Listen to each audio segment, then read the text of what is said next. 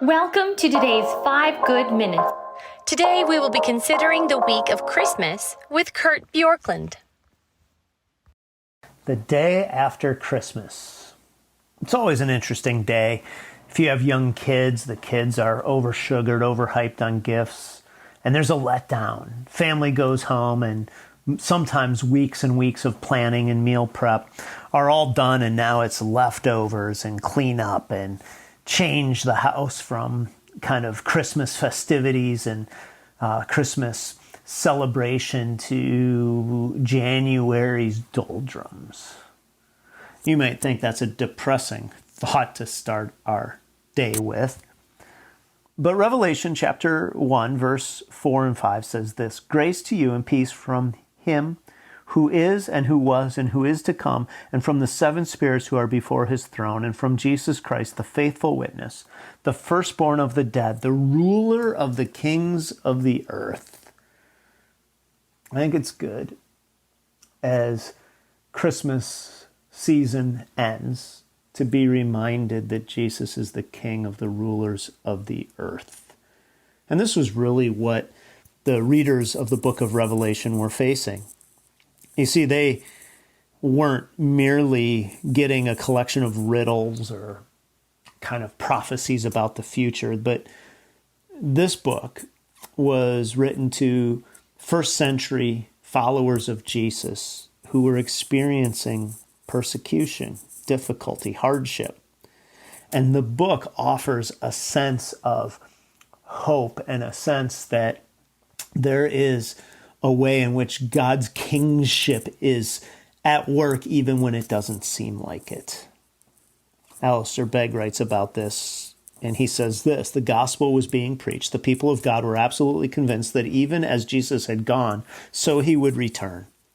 They believed that, as the ascended Lord and King, Jesus was fully in control of all circumstances, and his will was being established throughout the whole earth. That was their conviction. But when they looked at their circumstances, these did not seem to square with those convictions. None of the things they affirmed to one another and shared with their friends and neighbors appeared to be happening. Mockers abounded. In fact, as the Apostle Peter had already warned the believers, scoffers will come in the last days. Where is the promise of his coming? For ever since the fathers fell asleep, all things are continuing as they were from the beginning of creation." That's 2 Peter 3 and 4. Begg continues, "While the church was small and beleaguered, the empires of man were growing in strength and significance. Persecution was increasing in its intensity, and the evil one doubtless came and insinuated to these suffering Christians that they had bought into a great delusion. They needed Jesus to come and give them his perspective so that their troubles would not discourage, perplex, or overwhelm them. They needed to understand simply this, that Jesus was still the triumphant Lord and King. His resurrection from the dead had declared his authority and his integrity. He could be trusted with his people's lives and futures. In a world that continues to oppress God's people, the book of Revelation is exactly what the church needs today. While economic gloom, material deprivation, and issues of morality and personal identity threaten to unravel the minds of men and women, John's message reminds us that our Christian faith is sufficient for the challenges and questions that confront us. Do your circumstances suggest to you that perhaps your convictions about faith might be mistaken? Rest in this assurance: Jesus rose, Jesus reigns, and Jesus ultimately wins. You know, the day after Christmas is a day where you say, was it worth all that we did to bring this about? And your answer may be a resounding yes, it was wonderful. Or it might be, what do we do?